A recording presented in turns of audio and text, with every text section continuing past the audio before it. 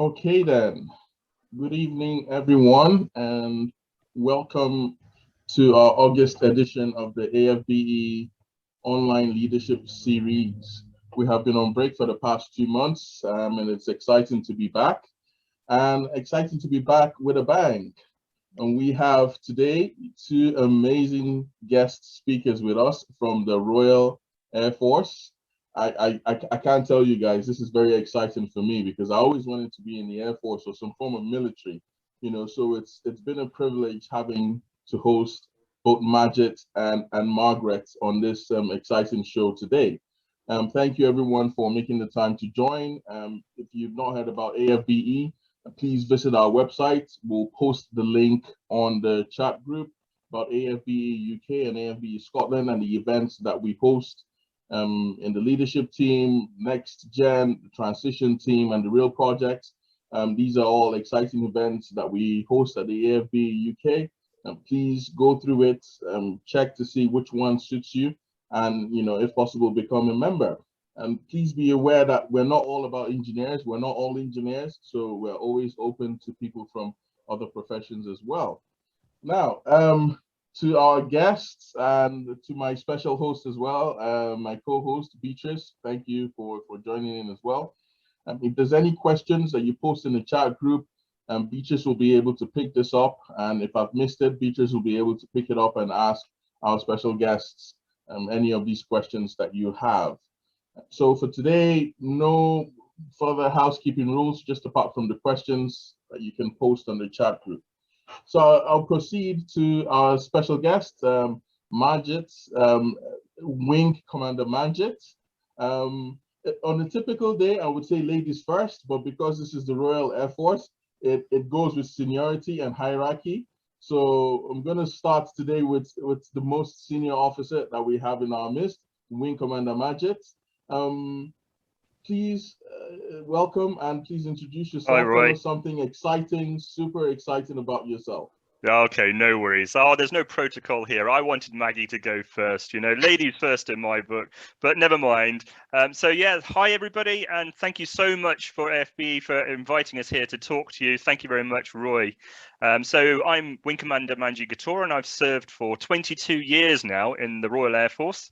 I'm an engineering officer by my branch, and I've served both sides. So we have two sides of engineering: communications, electronics, and the aerosystems side. So I've worked all over the world. I've worked in Iraq, Afghanistan, done over a year in Oman doing various different projects, but also slightly closer by, I've had deployments in Bulgaria, Norway, and just latterly I've spent 8 months in Bosnia and Herzegovina. But I've had a varied career, but it's not all about work.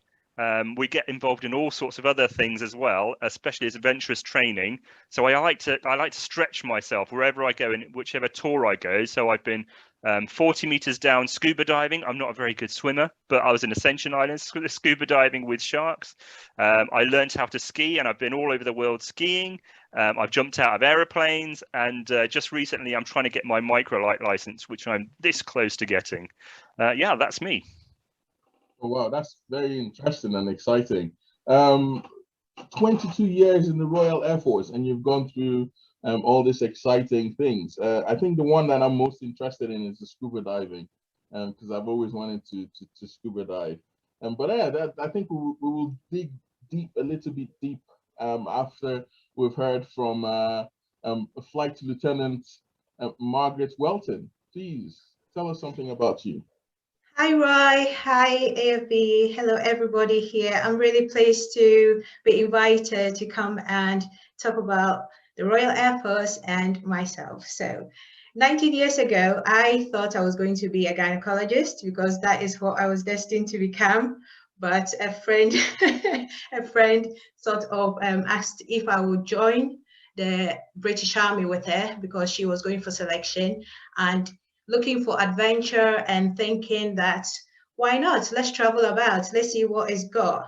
We joined it. I wasn't fully aware of what I was doing at that time, but it gave me the opportunity to become an aircraft technician with the Royal Electrical and Mechanical Engineers. So I took the opportunity, called my dad and said, you know that hospital that you have going on?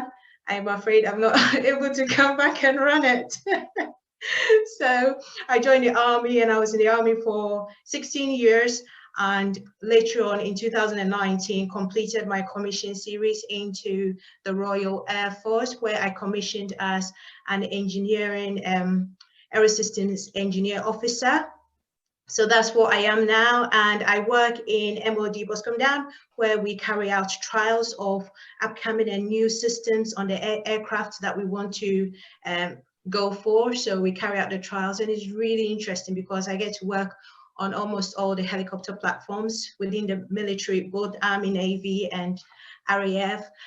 Just like Sir, I am very interested in adventure training, and in fact, that's what got me into the military. So I like to run. I've done a bit of scuba diving, or well, yeah, deep sea diving. And one thing I don't want to do though is to jump out of the plane. No, I'll fix them, I'll manage them, but not jump out of the plane. So yeah, that is just a little bit about myself. I'm sure the rest is on the bio, so I wouldn't recap there. I always thought that to be an RAF, to be in the RAF, you must what's it called, skydive, or be trained at least to skydive from. No, not as engineering officers. We try and keep the planes serviceable so we don't have to jump out of them. Absolutely. Interesting. Okay, so we're here to talk today about rise above self, and I think that's a very important topic because, in everything we do in life, we find that we can be, our main obstacle in life, in our careers and everything that we do as well. So when you say we need to rise above self, that sounds like, a very, it sounds like something that you think should be the norm, but actually, it doesn't always occur to people, that's what we should be doing, on a daily basis. We should be able to rise above self. But I would like to hear from you. I'll start with you, Margaret. What does it mean to rise above self? So, I mean, it's a key part of being in the Air Force, rising above. And I think throughout my career, and even before I even joined my Air Force career, you hear stories, don't you? You go through school and they say you can be this, you can be that, you can be the other, but it's having an understanding of what you can do and what you can't do. So from an early age, to be honest with you, I was going to join up as a technician, and there's nothing wrong with that, because I didn't think that I could go and do A levels. I didn't think I was good enough to go and do a degree, let alone be good enough to actually join the Air Force as an engineering officer. So I think rising above yourself is understanding what you're able to do realistically, and then pushing yourself a little bit more. From both sides, from our lives, especially in the BAME community, our parents have always told us, you've got to be a doctor, you've got to be a lawyer, you've got to be something, but a very well, an educated career path to go for, and that's fine. But it's that understanding of having that humility of where you are, but also having that, I suppose it's that focus that you can do more and pushing yourself. So it's like those adventurous training things, they all scared me, all those things scared me. And it's putting yourself into that stretch area and seeing what you can do. And until you go into that stretch area, you won't know. Wow. You said two things there. You said you didn't think you were good enough. You see, yeah. I think that's a very important thing for us to capture here. So many times we think we're not good enough for that job, we're not good enough for that position, we're not good enough for that post, we're not good enough for that promotion, well, at least not yet, and certainly, that kind of formed some form of barrier, if I may put it that way, that might have stopped you from progressing, so how did you have to overcome that type of barrier? So I think I've sort of been fortunate. So from a school age, it was understanding that I was actually quite a good engineer and having really good teachers, the teachers that you really, those ones that you always remember their names. And one of my CD teachers, my craft design technology teacher, I'm still in contact with him to this day now. From there, it was cadets, and cadets showed me as I went through the rank structure, actually, I can do these things. But it's, you know, it's having that, you've got to go and take those opportunities. Cadets then gave me that going up the rank structure, doing different things, building my confidence. Then passing my A levels, I realized, hang on a second, if I can do this, I can do a degree. And then going through, getting my degree in aerospace engineering, and then getting selected. So that's a really important point of, I want to join the Air Force as an officer, and then going through the selection process. Once you've got through that, somebody has identified in you that you've got what it takes to be an officer first. And then it's when I joined the Air Force, going through the various different training regimes and courses, they built me into, you know, they taught me about leadership. They built what leadership sort of seed I had and made it flower into the person I am now, and being able to command, you know, over 300 people on an aircraft squadron. But I think you've got to understand the opportunities that are available to you and take them and move forward. Okay, that's a very good one. We will come back to the RAF and the leadership training that, you know, they put you through. Margaret, par adwa ad astra, through adversity to the stars. Yeah. As a Black female, tell us what type of challenges you faced going into the RAF, and, you know, how you had to overcome them. Okay, so before I joined the RAF, I think that was about 2014, I thought of joining the RAF.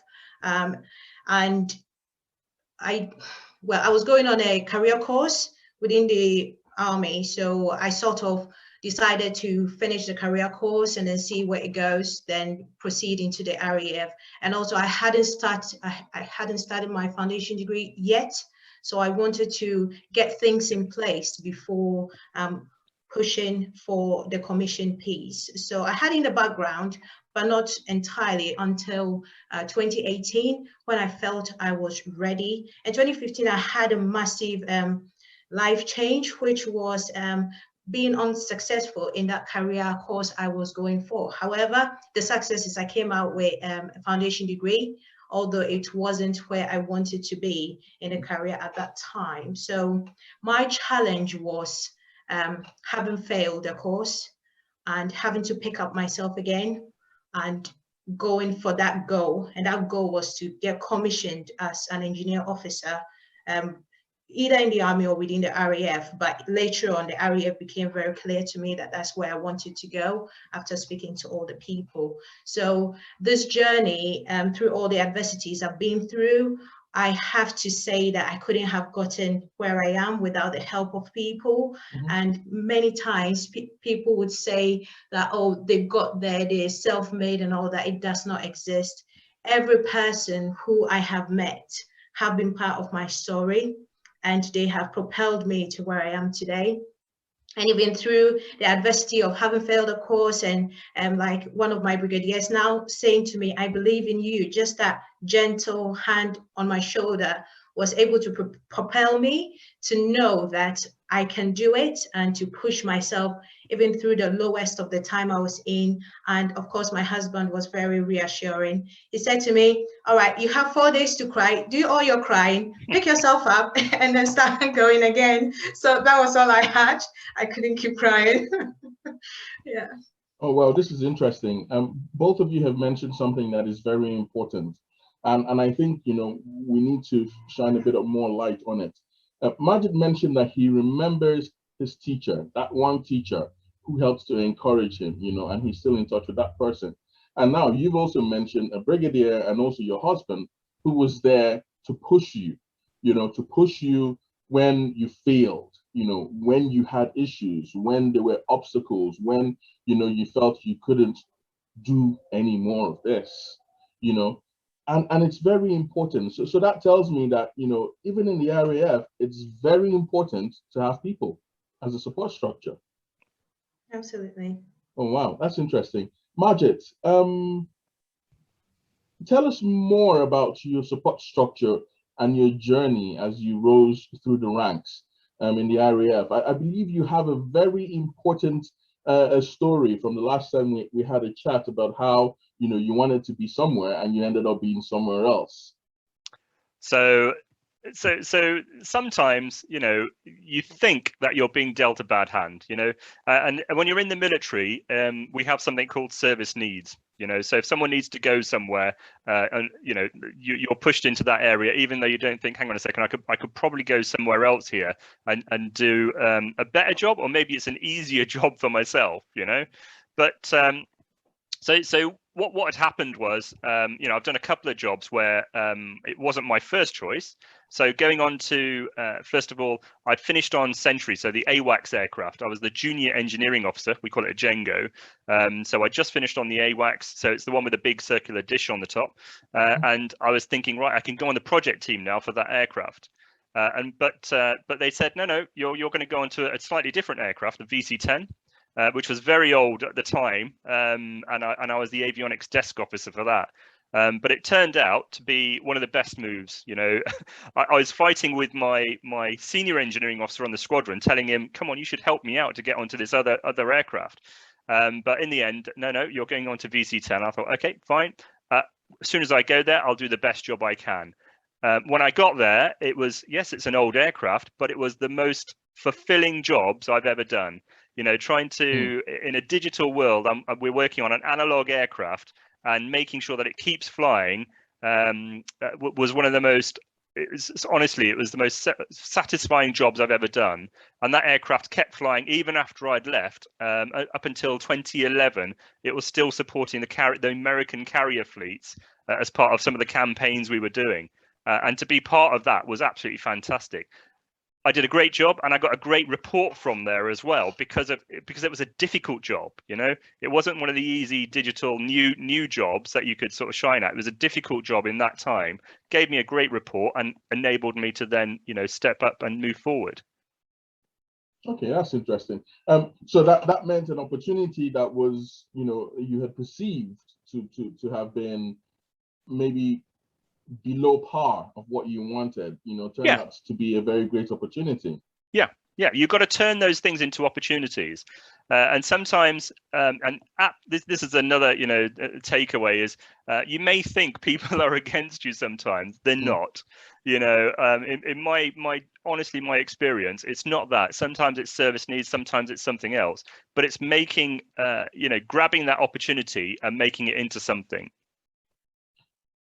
So how can you tell when, you know, someone means well from when someone doesn't mean well? And why I'm asking this question is, I'll put it into context. You know, one of your stories about, you know, I think you had a grading system that was very less favorable towards you, you know.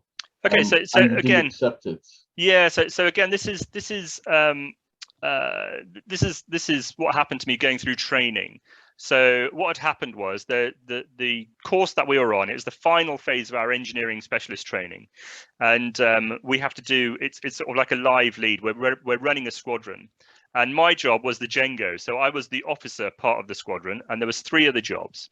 One was the arm controller, so the armaments controller. Sorry about my military abbreviations. We talk RAF speak. One of them is the rectification controller. And one of them, the most important one in that sort of keeping the aircraft flying, was the line controller, who controls all the pilots coming in, the engineers going out to keep the aircraft flying. And unfortunately, I'd had the lead. I was the Jengo, so supposed to know everything and tell the others what to do. But I had somebody who was a little bit weak on the line side, and he was sort of bringing me down. And by the end of the phase, it was a 3-day assessment phase.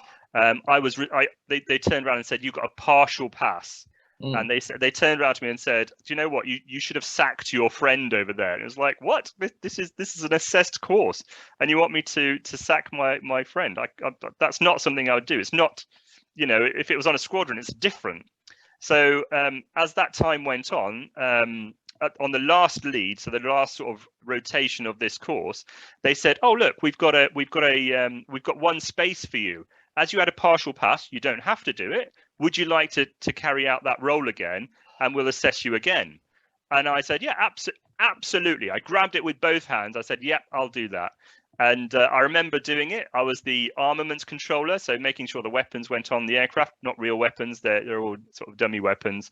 And halfway through, I was doing that lead. I think it was on the second day. My line controller, the most important job, he was taken away for a compulsory drugs test. So I had to now do 2 jobs at once. But it was the best thing in the world. I was like, yep, do that, do that, do that, do that. The pilot's coming in, wait there. It was, I still send shivers down my neck because it was such a buzz, and I smashed it. You know, they gave me the opportunity, I smashed it. But what it did do, I went out there with a very, very, you know, a positive, really good past now. And that gave me confidence to go further forward. I'm not sure I'd even be here now if I hadn't have been given that opportunity and I didn't take it. So now, because I know I was good enough, you know, whatever the assessment was firsthand, you know, that wasn't me. When they assessed me the second time, it just gave me such a buzz, and that just set me up for the rest of my RAF career. That's a very interesting story, and I think one that is very important because, you know, ultimately, if you hadn't had the opportunity to go through that second review, you know, you probably would have had this burden, you know, that would have genuinely, I think so. Yeah, it would have taken many years to sort of get over that, I think. So what would be your advice to people who've had, you know, similar issues but have not had the opportunity to have that second review? Look for something else. So if that's happened, right, then you need to then fight for getting the opportunity to show yourself better in other ways. So if you haven't had that opportunity, look for something else that that will show what you can do. So because that sets you up for your future appointments. But then if you go to your next appointment, you turn around and say, right, I want to go back and do this, or I need to study a little bit more here, there, and, you know, in a different area. And there is time to do that. So especially early on in your career, you can, to some extent, you know, try and choose which path you're going to go down, but try and do the ones that are going to set you up. And if you need to be built up a little bit, and the Air Force will do that, they'll put you, hang on a second, you're not quite ready there. Go and do that, show yourself in a different tour, then go and do the difficult command tours afterwards. And in the air, like I said, the Air Force gives you that opportunity to do that.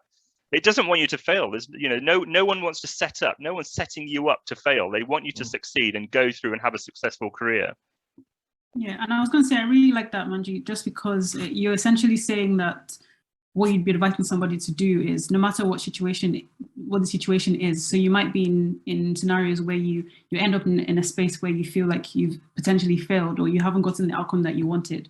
Essentially, what you're trying to do is find a way to redeem yourself. Yeah. To find another opportunity to basically come out successful. And I think that's very critical, because oftentimes we can get into spaces where failure can cause us to almost take a step back rather than trying to find a way to take 2 steps forward, in trying to like avoid any further like negative emotions, essentially. So yeah, that's very critical. And I also like the fact that we've mentioned the element of people around us being quite critical to kind of how we proceed throughout, and they kind of help us and support us through rising above ourselves, right? So I was wondering if either of you can answer the question, by the way. So if either of you had any insights into maybe other ways that you've been able to take advantage of things around you to rise above self. So it could be, I don't know, maybe courses, was it like reading up on things? Is it traveling? I don't know. What kind of things have you taken advantage of to help you get to a space where, one, either you're confident to make an effort to rise above self, or that you found ways around issues that you've had in the past? So just any general resources that you can like recommend or speak about. Well, if you don't mind, I'll go for it, Margaret. Okay, so if I look back on, I don't like looking back a lot, I might have to. If I look back on the course and how I did not proceed with the recommended end goal, or with the required end goal. So how I managed to get back up was to ask myself, what was my original goal? So what is the original goal? The original goal is to become an RAF officer or an engineer officer, okay? And then work towards that goal. So there are many routes to a goal, and working towards that goal made me realize that I needed to finish my degree off. So finishing my degree, came out with a first class because I went to the university, spoke to the lecturer, and he said, look, you are on the right path.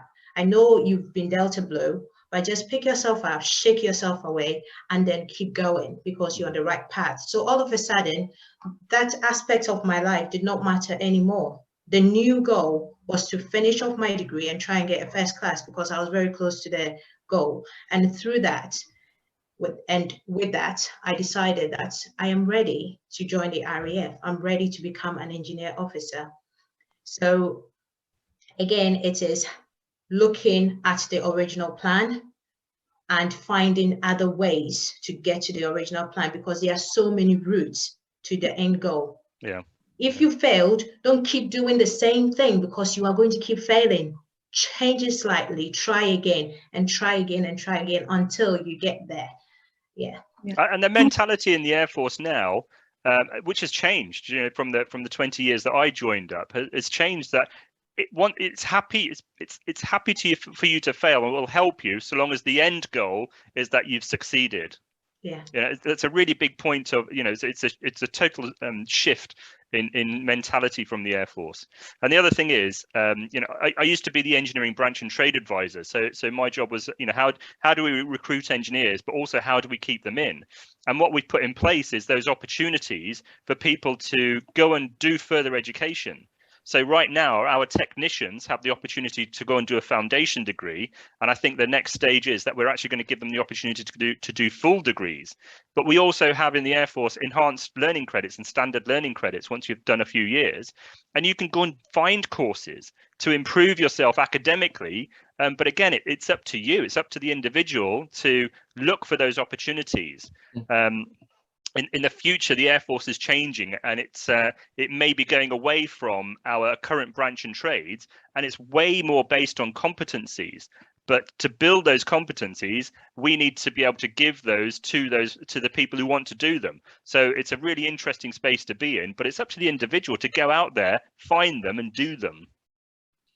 So I think what I'm hearing from what both of you have said actually is just the importance of adaptability. So being able to almost change directions if required, to help you some sort of scale through issues or scale through challenges that you might have. And you also highlighted, of course, the importance of you taking control of your own like kind of future and your own plans in your life. Like you were saying, these people would have to still go in there and sign themselves up for these courses that you mentioned that have been created for them. So that's also quite critical as well. So I feel like a lot of things that we mentioned so far have kind of referred to things that almost like a mindset change or like a mindset choice that we need to make to enable us to rise above self. So I guess I was also wondering if you had any kind of insight into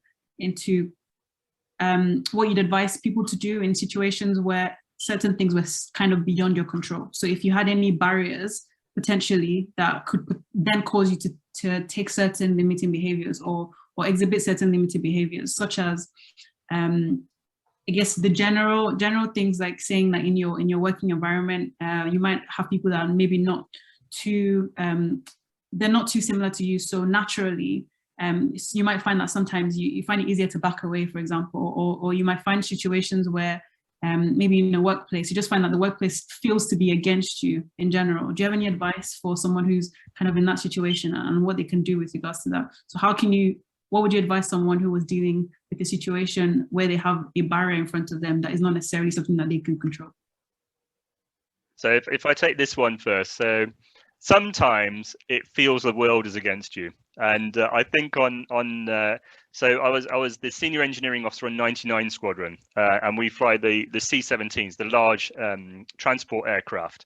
And it was getting very busy, and my role was to make sure that we brought all the equipment and people back from Afghanistan okay, and we needed to have those aircraft ready to go. But they kept breaking. You know, and I was running a 4-shift system. So some of the people on a 24/7 4-shift system, they don't even see each other. And it came to me that I was thinking, my God, is someone putting a spanner in the works on purpose? Because we're not going to have enough aircraft ready, or you suddenly have that feeling that someone's against you. And that's when you need a really, really tight support network. And between my warrant officer and my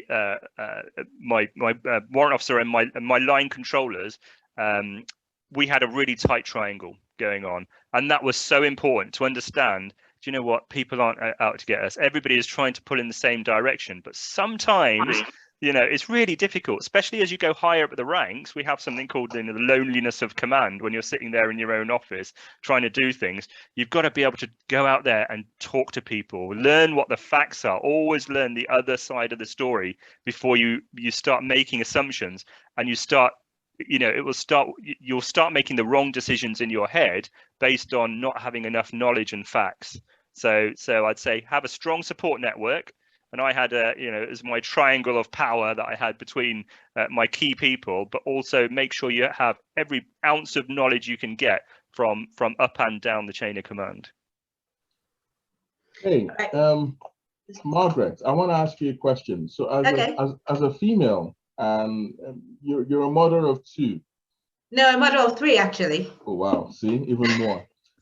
Tell us how you were able to, you know, take breaks, you know, because you find a lot of women in the same position where, you know, they have to take time off, you know, to take care of babies and come back, you know, and you've been able to do that, what, 3 times now, and still progress within your career. You know, to tell us about it, kind of challenges you faced and what you did to overcome them. Okay, so my firstborn, who is a boy, Alex, I had him when I have just entered phase 2 training. So I was about 20, fell pregnant, 21. And the challenge there was I became a single parent because the father was no longer with me. And through, well, phase 2, we call it basic training at that time, learning engineering, I had to do that with my son alone. And I say alone, but not really alone, because my friends were my support group. Some of them used to come and babysit while I studied for my exam the following day. And the military were my family because I was alone in the UK and looking after the little boy and studying. So for the second, well, what one of my commanders did that was really good and propelled me through the engineering career is that I was on maternity leave, and I think I had about 2 weeks left to go. And then he gave me a call and said, Maggie, I know you're still on maternity leave. However, your course is starting in a week's time. And if you don't get on that course, it will be another year before you get on your course, and you're going to leave here very late. What do you want to do? So what he gave me at that time was an opportunity to make a decision, to take an extra week and enjoy with my son, which I would normally do, or to get back on course early, as well as enjoy my son. So he didn't forget me by saying she's on maternity leave, but all the time I was in his thought. So he gave me an opportunity to come back and then move further in my career. The second one, at that time, I was married, thankfully. So it was a little bit easier, but the challenge was not going to work and watching my husband go to work. He's also in the military, and missing engineering so much, missing my friends, missing being part of that group and the team. And he comes and talk about it. And I decided that I really couldn't stay at home. So when my time was up, I rushed back into the work and then carried on with my trade training. And I had opportunities to go on leadership and management courses where I got, I think, level 4 or 5 in CMI. So I did that. And then for the third one, she actually helped me make that decision I needed to make in my life. Because I got to the crossroads. I was having my 3rd child. And I asked myself, what is it I want in my career? Where do I want to get to? So I sort of got a piece of paper and then put down where I needed to be and what I wanted to do, because you are swimming sometimes with the current, sometimes going your own route. And the third one refocused me. And that was when I made the biggest decision, because she was born in 2016, and then 2018, I had finished my degree, got a first class. I had put my paperwork in to join the RAF, and I was accepted, and everything was going all right. I was getting promotions. So they sort of refocused me, and I knew that I wasn't just doing this for myself, but I was doing it for my family. And I was being a role model to them because they look to us first, the parents. So I wasn't going to let them go outside first and look at somebody. I was here to do that. So the challenges of having children in the military helps you a lot. The RAF, when I got posted here with my family and all that, my boss gave me time to settle the house and then start work. I had a computer at home and I could do stuff at home. But then to get the children in school, to get everything sorted, that is the opportunity that I was given, so that later on I was able to work to the full capacity. Mm. Yeah. It sounds like the military is a very strong support structure for mothers and certainly, you know, people who have, you know, family issues and would need to address that. And I think that's very important, because, you know, if you're working for an organization or you're within a certain organization, you want that support structure, you know, and that support structure, I think, ultimately helps you to be the best person you can be, you know, committing to that organization. That's important. Okay, let's go back to RAF training. Something you said, Manjeet, and you said you're trained to be leaders. You're leaders first within the RAF. Yeah. Tell us about it. Tell us about the RISE. You know, I believe RISE has an acronym and a meaning. Tell us about the meaning behind RISE. So at the moment, yeah, we have RISE as our sort of motto at the moment. So respect, integrity, service, and excellence. You know, so respect of others, respect of yourself, integrity of what you're doing, and, you know, integrity of the decisions that you're making. It's the service is, you know, you're part of the big team. You're serving, you know, you're serving the country. It's a bit like, it's almost like, you know, Sikhs, well, we have selfless service as well. So quite a bit of the RISE, actually, it's exactly the same tone as we have in the Sikh, you know, the Sikh faith. And excellence is, you know, excellence in not just your engineering standards, but your behavior, your appearance, and likewise. But when you're going through your selection process, you know, it's actually quite rigorous when you go to RAF Cranwell. But they're trying to find, you know, that little ember of whether or not, you know, you're going to be able to become an officer or not. And they want you to become an officer, a leader first, before you become whatever trade. So when you go through that selection, when you go through your phase 1 training, so this is initial officer training at RAF Cranwell, 6 months worth of training, you all train together. Doesn't matter what branch you are. You could be a pilot, you could be a medic. It doesn't matter what you are, logistician or engineer, but you all train as officers first, as leaders first. And what they do is they take that tiny ember and they build on it, and they build on it, and they'll teach you, you know, by various different exercises, leadership exercises, both in the classrooms and outside. You know, we've all been in the pouring rain, carrying around pine poles, telling people to, right, you need to carry, you know, another pine pole for another 5 miles or something like that. They don't try and break you, they try and stretch you. But what that does is starts building the small ember of leadership you had into a nice, you know, somewhat more of a matchstick flame. You know, by the end of it, it's probably a burning flame, and you can't wait to go and hit a squadron somewhere and take command of troops. But that's what the training does. It slowly builds up over a phased approach, and teaches you. It identifies that basic leadership skills that you do have and builds it into something, and then it's up to you to figure out how you're going to take it forward and build your own leadership style. So, in my view, I see that, you know, in the training, it's almost like, you know, you either match up to the training standards or you give up halfway, or whatever the case is. However, you're being trained, and in most cases, you guys stay the course. Now, that's you as a uniformed person. When you come down to civilians, you know, and going through that leadership training, far too often you find a lot of rejection, or you find a lot of people who start and, you know, just get halfway, because it's all about discipline. You see, you get halfway and they decide, oh no, I can't be asked doing this, I'm not interested in doing this, you know, and you have people within that leadership context, you know. But that's why the selection process is so important.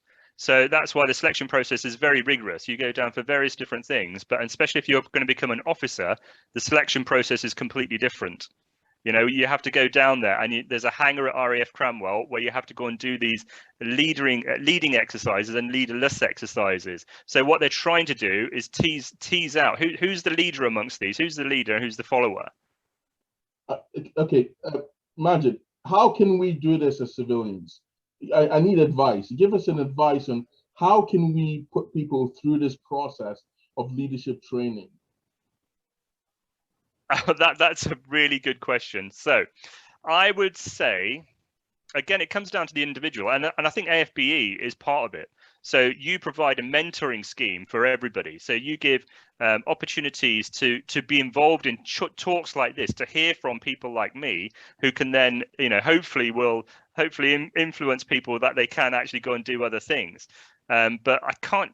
So the large companies, I know they have a management structure. So they have management training, and I know that I think Maggie will probably talk about her time in industry. But the large companies do have that. But I think what you're saying is, how do we create our junior leaders when we don't have that structure that we have in the military? And I mean, I started off as a cadet, you know, so I went through air cadets and went through, you know, a phased approach of building up whatever leadership style I have now. And I think everybody else does that. Sport's a key part. So I think any team sports that people are doing, I think they're really, really important to do. But it comes down to, I think you should pick the organizations that you're going to belong to that have a very good management scheme that you can join on to. Maggie, what are your thoughts from an industry perspective? Well, from an industry perspective, leaders are the ones who teach leaders. So to be able to bring up leaders, you need to look at your team on top, who will be training the others. The leaders need to go through their courses. So in Cranwell, we have a lot of leadership lessons taught us, and then we practice the leadership lessons. So to understand what leadership is, to understand where people did well and where people did not do so well, from all the past wars that the British military has been in forever, right? We have learned lessons from that, and we move it forward. How did this person do it? How did that person do it? Did it work?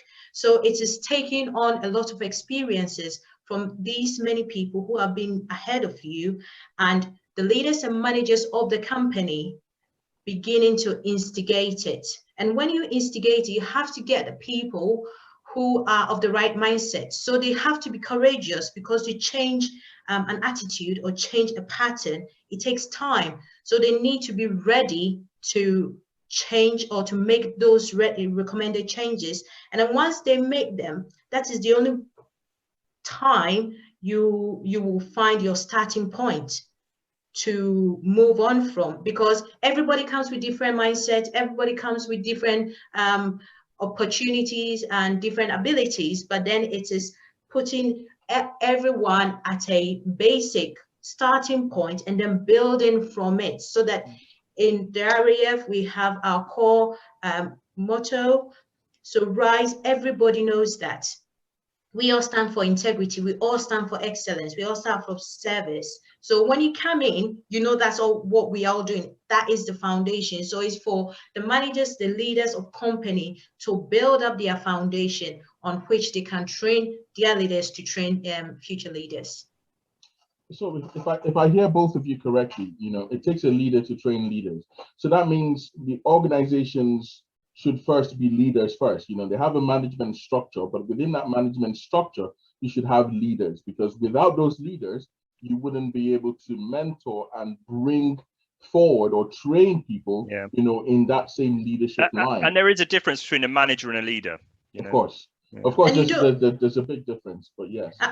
And I wanted to say that you don't just depend on the leaders of the company to train you. You need to make the move as well, especially the person wanting training.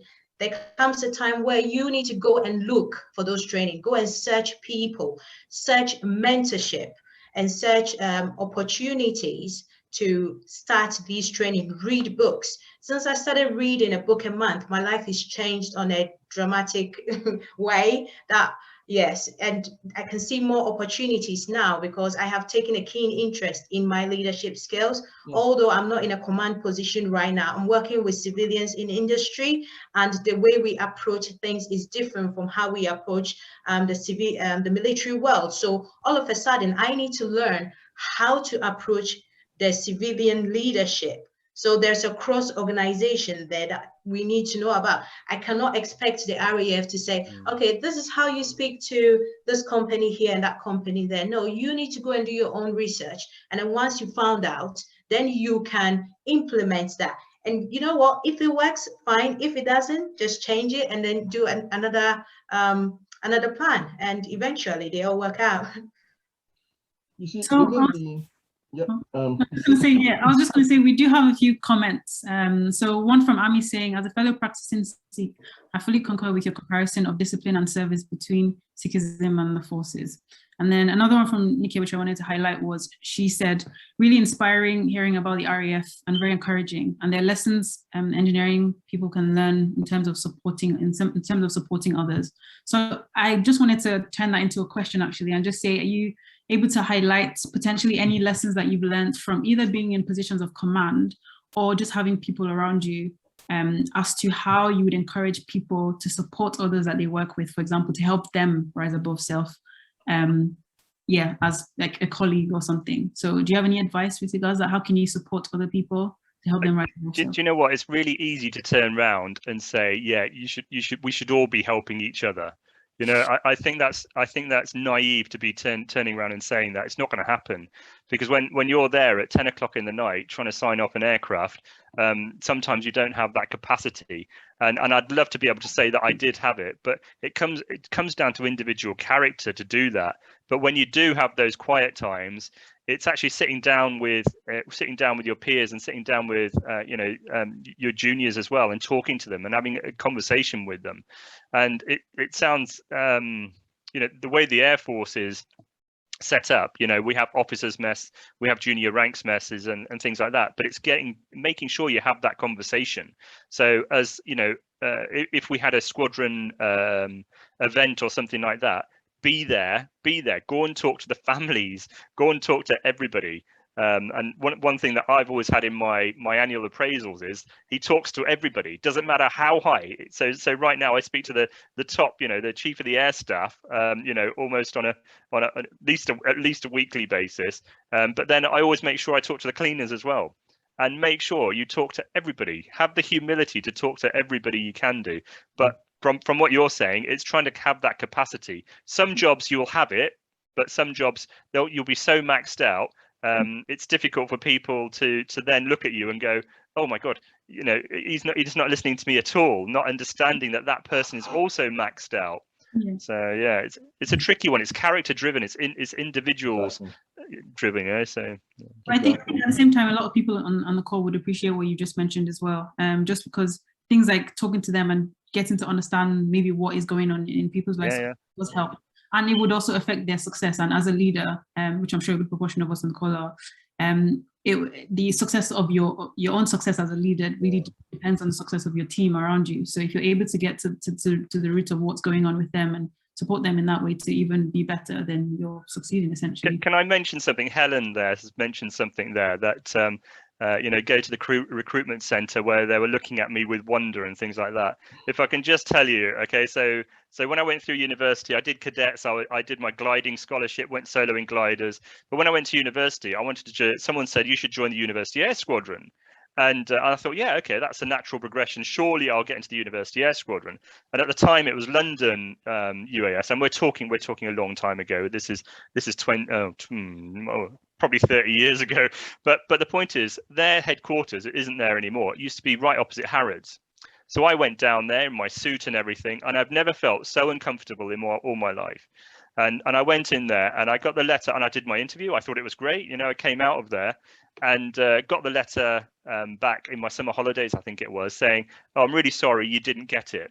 And I could have told you I wasn't going to get it because I didn't feel my face fit. And that was just, and the thing is, times have changed so much. The whole Air Force has changed absolutely so incredibly in the 22 years I've been in. But when I went back to university, I found out that 3 people on my course, on my aero course, had got it, but they had, and this is not even joking, they had blonde hair, blue eyes, they were wearing Breitling watches, and they all had their PPL. And it's like, hang on a second, they can already fly, they're already there. And I decided from that moment, if that's what the Air Force is going to be like, I don't want to be part of it. And I did a year out. And that turned out to be a really, really good thing. I worked for a company called Bestable Aviation in Slough, and they offered me a job at the end of it. But I always wanted to join the Air Force, and I said, right, I want to scratch that itch, so let me go and try it. Went and joined the Air Force, and it was totally different. It was nothing like what I'd seen at that University Air Squadron. Nothing like it. And now I make a point, if ever, and I haven't seen it in the Air Force, but if I saw things like that, I would stamp on it. I'm in a position where I can stamp on that now, and we have a zero tolerance to anything like that. And with our new Chief of the Air Staff, he's so embracing of moving forward. I mean, before this conversation, we were talking about the new hair policy where women can have braids and we can have cornrows and things like that. That's where we are. We've got to represent society. Back 25 years ago, 30 years ago, it wasn't like that in that University Air Squadron, So certainly, Helen, if you've still got time and you're still interested, I think you should take this as a cue from Manjeet to let's find out. Let's see how old she is. Yeah, definitely. You can definitely have a chat. Thank you very much. Thank you. Because I've been trying to join since 2013. Okay. The same air squadron, the same air cadet, the one next Harrows in Knightsbridge. And then they told me I'm too old. I'm already 18. And then what I have to go. Oh, it winds me up, that does. Okay, let's have a chat offline, because I'd really like to understand your story. Okay. And dig into that now.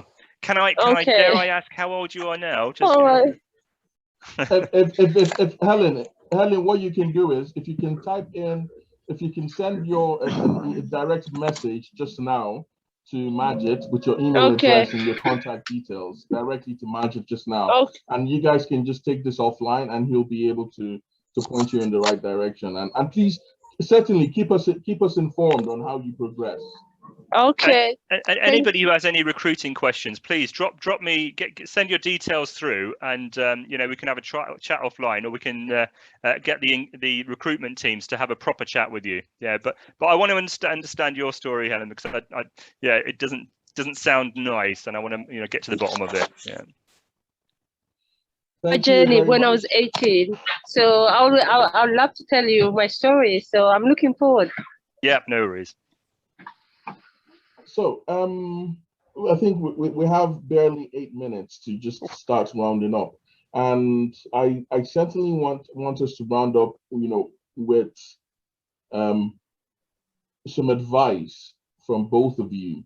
We at the AFBE Leadership, we aim to inspire effective leadership, and most importantly, we aim to encourage people to transition, from senior engineers, lead engineering roles into executive positions, into management positions, and that's the aim for us within the AFBE Leadership, because we find that, there's a very huge divide, between, that leadership spectrum and those senior level roles, that you find a lot of people just, almost having a massive cluster around that, without necessarily breaking through that glass barrier into executive roles. So from your point of view, from somebody you're effectively a general now, Manjeet. No, not at all. Well, your next promotion will be a general in military equivalent terms. Can you give us some advice as to what we should be doing as leaders? How should we progress? I think as someone who is aspiring to be a leader, I would, it goes back to what Maggie was saying, and we do a lot of education whilst we're going up, and we look at various, part of that, looking at history, is looking at what makes a good leader. You know, because you can go back and look at Churchill and say, okay, he was a good leader during the Second World War, but then was he very good afterwards? But why not? You know, but look around you and look at the junior leaders and the senior leaders that are around you at the moment, and think, hang on, why do I like that guy? Why is he succeeding, and why are other people not succeeding? And then I would turn around and say, communication is so important. That's why we're doing this today now, is actually go up to those people that you have respect for because of what they're doing, and ask them, because mentorship is really important, and ask them, look, even if it's just a conversation, it's still mentoring. And if you turn around to somebody and say, I really like what you did there, what you said there really inspired me, I guarantee they're going to feel good about it in their mind, right? And they will try and help you. But communicate, build a relationship up with the people that you think, you know, that you respect because of what they do and the decisions that they make.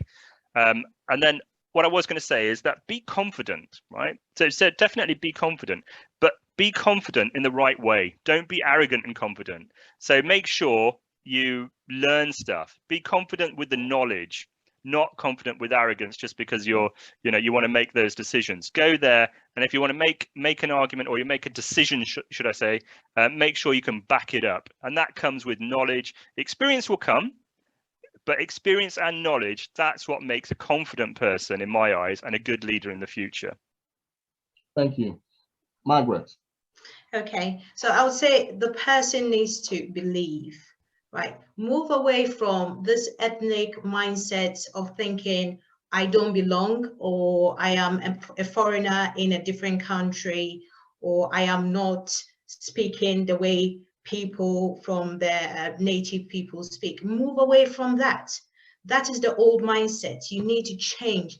Have a new mindset where if you are here now, you are supposed to be here, and moving forward, you need to believe you are able to move forward. You need to believe that and do the preparation, the due diligence to move forward. You need to start speaking to people who are already in those positions. And again, just like Sir said, ask them, what did you have to do to get into this position? And then they will happily tell you the process they took to get here. And be of courage as well, because when you believe and you are not courageous, you will not take the big step. And taking a big step is what gets you the bigger results, because your courage will take you where places where people don't want to go because they are scared. Don't be scared. Life is full of risk. You have to take some. You need to start believing in yourself to go further, and it will happen. Like being in training, I never knew I had the ability to run. My limit was 9 miles. And having gone through IoT, there was this training we walked for so long, over 5 days. When I came back, I thought, whoa, I did not expect to have that kind of strength in me. But next month, I'll be running 100 kilometers all in a water within 24 hours. So this is what somebody finding your potential will help you do. And this is you pushing yourself. And yes, it is scary. I'm going to do it on my own. But guess what? There'll be people supporting me from the sidelines. So just take this step. And trust me, people will appear and support you. Don't limit yourself at all. Change your mindset. Do it. Rise above yourself. Indeed. Rise above yourself. Thank you very much, Manjeet and Margaret. I think we've had a very lovely time. To summarize, Ha Adwa Ad Astra. Through adversity to the stars. To the stars. You need to rise. Respect, integrity, service, and excellence. These are very key mottos that leaders should adopt. And also, be confident. Be confident with knowledge. I think I like that very much. Be confident with knowledge, not in arrogance. Believe in yourself. Believe that you can rise. Believe that that promotion or that position is not far-fetched from you. Believe that you can reach and you can aspire to achieve it. And finally, communicate. I like what Manjeet said. He has the time to communicate with the Chief of the Royal Air Force, and he also has the time to communicate with even the cleaners. That is humility. being humble. So we should also be humble as we rise in our leadership roles. We should be humble as we aspire to be leaders in our organizations and in our everyday life. Very strong, inspiring words. Again, thank you to Manjeet and thank you, Margaret. I think we've had a very lovely time. And to my co-host Bitrus as well, who has fired on with a lot of very good questions as well. Thank you very much to each and every one of you who has taken time to attend. Thank you. If you don't know much about the AFBE, please, if you can log on to our website, afbe.co.uk and the Scotland.uk as well. Go through the programs that we currently have on offer. At the leadership program, most especially, our aim is to inspire effective leadership. And right now, we're building some training content that we will be delivering very soon and launching into the industry very soon. So let's watch this space. Next month, we have a very exciting speaker. I don't know if I should say it here. I'm excited. He is the Vice President of BP in the UK, the first Black Vice President of BP in the UK, and we'll be having him on this show next month. And we have subsequent, leaders as well who will be coming on this show in the next coming months. So please stay tuned. And also, we have our biannual event, the Gala. Because of COVID, it was pushed, and we're having it this year in October. So please, if you want to know much more about the Gala, go onto the website and find out about the Gala. The tickets are almost sold out. We have members, a huge membership base from industry partners who have all bought tickets to attend the Gala. It is a huge networking event.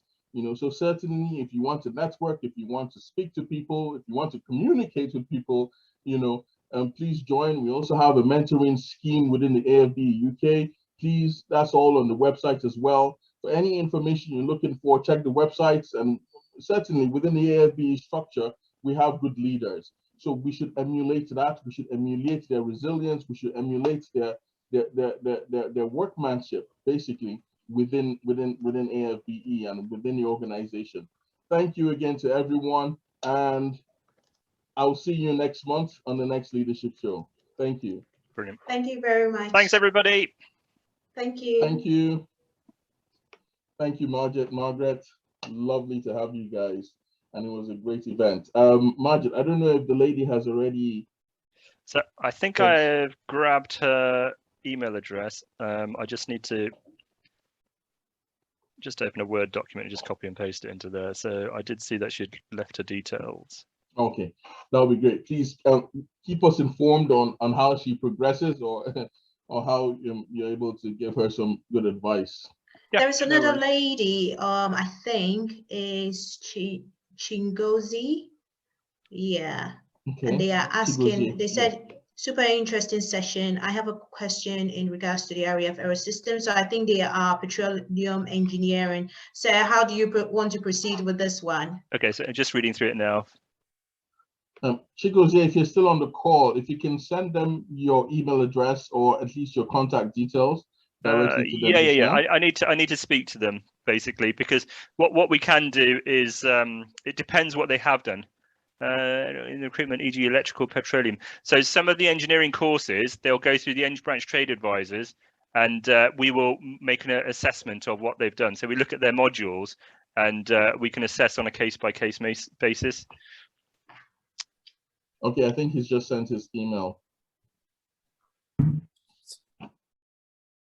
Was that one? Was it D? The Chigozie, he just sent his email in the end. Okay, right. Oh, I'm not supposed to come out with work. Yeah, I had another lady contact me on LinkedIn, and she said she knew me from before. I cannot remember her, I'm afraid. Aww. But yeah, she wanted to come back in as a reserve. And so I just wanted this program to be over before I started replying emails, because what they might be part of the audience and get all the answers. Yeah. If it hasn't been, then I would go back and reply to her. Okay. Okay, civil engineering, then we would have to say no to civil engineering. yeah, that's not one of the ones that we would take on. But you can join the Royal Engineers though with that. Why? Because you guys don't want to build any structures, do you? No, we don't do structures. We contract that out. So anything like hangars and things like that, we actually give to the Royal Engineers. They have a specific area that just does buildings. So he would do, if that's where he wants to be, then he would be better off doing joining the Royal Engineers. Because there's the bit that we didn't pick up on was the different career paths and opportunities. So he mentioned education, but also professionalization.